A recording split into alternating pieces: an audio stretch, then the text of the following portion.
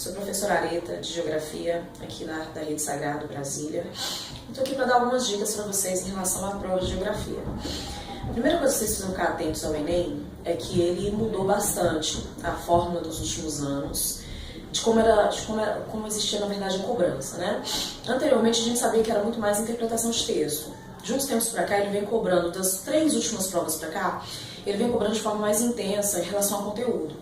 É lógico que ainda existe uma cobrança abrangente, visando, lógico, que é uma prova nacional, né?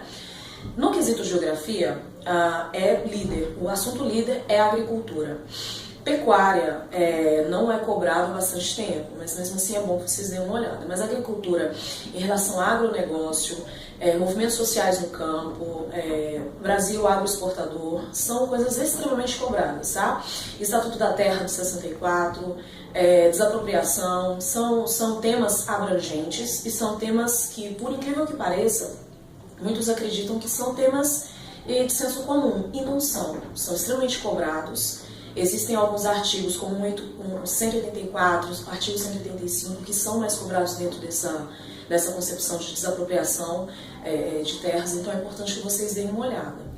Em segundo lugar, de acordo com os levantamentos que nós fizemos, os temas mais cobrados são relacionados à economia, mas não à economia dos países. Economia é aquilo que é pertinente à população. Taxas de imigração, nível de desemprego, características de população, crescimento, pirâmides etárias. É evidente que a prova do Enem ele sempre faz um paralelo entre países desenvolvidos e países em desenvolvimento. Então, dentro desse contexto, cai muito mais pertinente a América Latina e África do que pertinente aos países desenvolvidos. Mas você precisa saber fazer um paralelo e inter-relação entre todos.